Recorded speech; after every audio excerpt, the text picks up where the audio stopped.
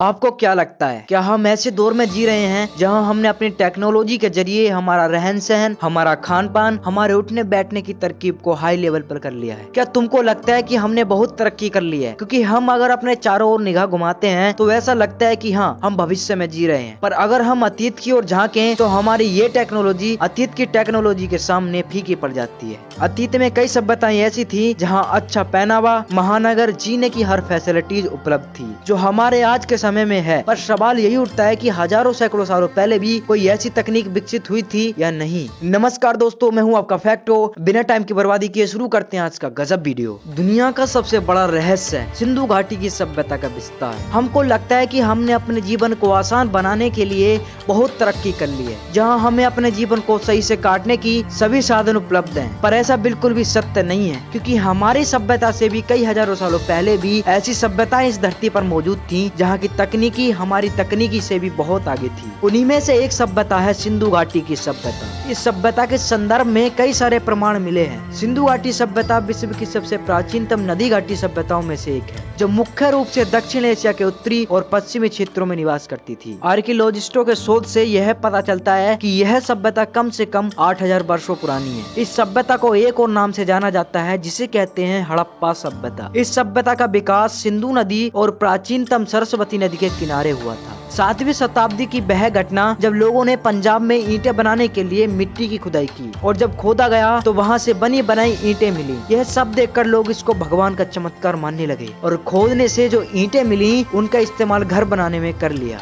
उसके बाद 1826 में चार्ल्स मैनसन ने पहली बार इस पुरानी सभ्यता को खोजा। अब इसकी खोज तो हो गई थी, पर सन 1856 में कराची से लाहौर तक रेलवे लाइन के निर्माण के दौरान असल बात सामने आई। तभी से इस सभ्यता के बारे में हर एक के मन में जानने की इच्छा तेजी से हुई। अब सरकार ने भी अनुमति दे दी थी इसकी खुदाई के लिए। उसके बाद 1861 में भारतीय पुरातत्व विभाग की स्थापना हुई, और तब जाके 1926 में दयाराम साहनी ने हड़प्पा सभ्यता का उत्खनन किया। अब दोस्तों, इसी तरह इस सभ्यता का नाम हड़प्पा सभ्यता रखा गया। अब जब यह पूरी सभ्यता सिंधु नदी घाटी में फैली हुई थी, इसलिए इसका नाम सिंधु घाटी की सभ्यता रखा गया। इस सभ्यता में जीने के लिए हर तरह के साधन उपलब्ध थे। खाना पकाने के लिए रसोई घर, जल निकासी के लिए नालियाँ और शौच के लिए शौचालय। कुल मिलाकर कहें तो इस सभ्यता के लोग अपने समय में भली भांति हर तरफ से परिपूर्ण थे। और यहाँ हम समझते हैं कि हम ही एकलौते ऐसे लोग हैं जिन्होंने इतनी प्रोग्रेस कर ली है। वापस से अपने पॉइंट पर आते हैं। अब तक भारतीय उपमहाद्वीप में इस सभ्यता के लगभग 1000 स्थानों का पता चला है, जिनमें अभी के समय कुछ ही स्थान ऐसे हैं जो सही सलामत हैं। इन स्थानों में सिर्फ 6 स्थान जो हैं हड़प्पा, मोहनजोदड़ो, चन्हूदड़ो, लोथल, कालीबंगा और बनावली को ही महानगर बतलाया गया है। आर्यभट्ट के अनुसार महाभारत काल का युद्ध आज से लगभग 5000 वर्ष पहले हुआ था। तो इस हिसाब से ये हुआ कि सिंधु घाटी की सभ्यता महाभारत के समय या फिर महाभारत काल से भी पुरानी है। ये तो कुछ भी नहीं है। आर्कियोलॉजिस्टों ने हड़प्पा सभ्यता से 10,000 वर्ष पुरानी सभ्यता के भी प्रमाण खोज निकाले हैं। मतलब ये हुआ कि जहाँ सिंधु घाटी सभ्यता बसी थी, वहाँ पहले भी कोई सभ्यता रही होगी। उसके बाद हड़प्पा सभ्यता का विकास हुआ। आर्कियोलॉजिस्टों के कई तरह के शोध के बाद यह पता चला कि यह सभ्यता 8000 वर्ष पुरानी है। मैंने ऊपर बताया कि यह सभ्यता महाभारत काल की होगी, मगर नहीं। इस हिसाब से यह सभ्यता भगवान श्री राम के काल में मौजूद और श्री कृष्ण के काल में इसका पतन शुरू हो गया था। अपनी टेक्नोलॉजी के बलबूते पर सब कुछ कब्जे में रखने वाली इस सभ्यता का विनाश कैसे हुआ, यह अभी तक रहस्य ही बना हुआ है। वैज्ञानिकों की रिसर्च से यह पता चलता है कि कमजोर मानसून और प्राकृतिक परिस्थितियों के बदलाव के चलते यह सभ्यता उजड़ गई। पर यह बात इतने पर भी पूरी तरह सिद्ध नहीं हुई। अभी तक सभ्यता के विनाश का रहस्य बेकरार है। हड़प्पा के नष्ट होने का समय वही है जो महाभारत के युद्ध का समय है। आज जिस हिस्से को पाकिस्तान और अफगानिस्तान कहा जाता है, महाभारत काल में उसके नॉर्थ ईस्ट साइड को गांधार, मद्र, केके और कम्बोज की स्थली कहा जाता था। अयोध्या और मथुरा से लेकर कम्बोज तक